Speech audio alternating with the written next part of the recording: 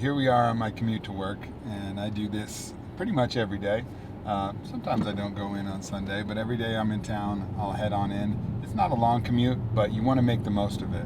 You know, we talk about in the book, Robert Greene makes the distinction between alive time and dead time. And alive time is time that is being used usefully for your life, whereas dead time is that time where you're just completely wasting it and not getting any benefit out of it.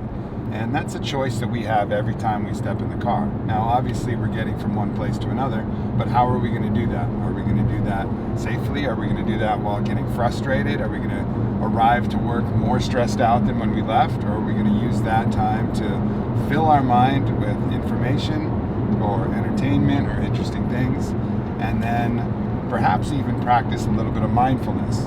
Now, when we get an opportunity here, and I'm not boxed in by cars in every direction, I'm going to show you one of my favorite mindfulness techniques that you can use virtually anywhere. You can use out in the wild.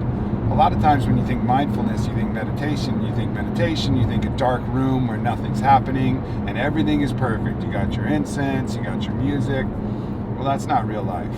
And you need to be able to take those kind of mindfulness practices out with you on the road, because that's where life happens. That's where you're going to need it the most. So one of the techniques that a Japanese research team discovered is that by taking merely 6 deep breaths, you're going to be able to drop your blood pressure. Now, if you just did the Wim Hof breathing, you probably are already pretty relaxed, as you can tell. I'm in a pretty good state already. But in case something came up, I got a little frustrated, I got a little stressed, those 6 deep breaths are going to drop my blood pressure right away. I mean, everybody says take a breath, you know, when you get upset or you get frustrated. Really what they should be saying is take 6, because that's what the research shows. And I'm going to combine that with something that Native American trained tracker Tom Brown came up with, which is called the wide-peripheral gaze. And the wide-peripheral gaze is a way to kind of overload your sensory system and allow you to really drop into a mindful state. Now, again, you're not going to want to do that when there's a lot of things going on. You're going to want to do that either at a stoplight or when you have the opportunity, but you're really going to focus on looking at absolutely everything at once, out of the corners of your eyes, out of the top of your eyes. And it's not only good for doing in the car, it's good for doing whenever you have any kind of landscape or view. It's what the Native Americans used to track any subtle movements in the forest pattern or whatever landscape they were in. And it's a great way to drop in, connect with nature, and be mindful. So when we get the opportunity, I'm going to do that. In the meantime, I'm going to listen to one of my favorite podcasts, which is The Fighter and the Kid Show, and hopefully get some laughs. He was saying his son... Now that I'm stopped is a perfect opportunity for that wide peripheral gaze. So even as I start moving slowly, it's something that I can manage. And I'm paying attention to the cars coming up through my left, the trees, the birds, the car in front of me. I can see the cameraman there. I can almost see the cameraman in the back.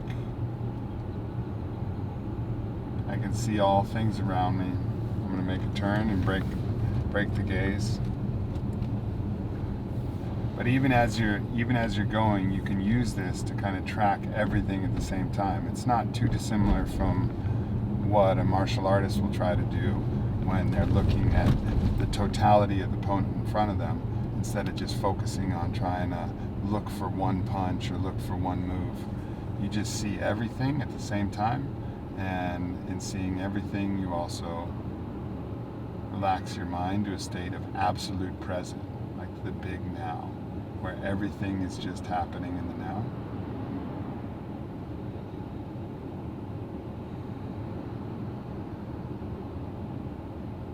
And even amidst the chaos of driving, you can find that little bit of peace that's going to set me up for a nice, relaxing entry into the day.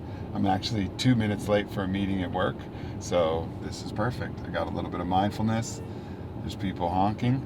Guess what? Now this might be a good opportunity as stress rises and this chaos goes in front. Maybe that stressed you out. 6 deep breaths.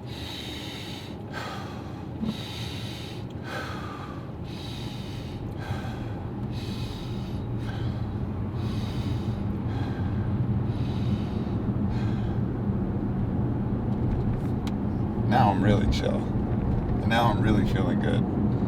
And best case, feeling this good, turn this podcast back on, maybe get a laugh from my homies Brendan and Brian. And instead of this drive being something that I dread or something that's going to take away from my life, like, oh man, I had to commute to work, it's like, oh, I get to commute to work. I get to practice my mindfulness. I get to do some stress relieving breathing. I get to listen to my homies and get some laughs. That's just part of a day well lived. That's not a waste of time. A lot of really good actors. You know, Hugh Naomi Jackman. Watts. You know, Hugh Jackman Nicole wanted to be a Kidman. comedy actor.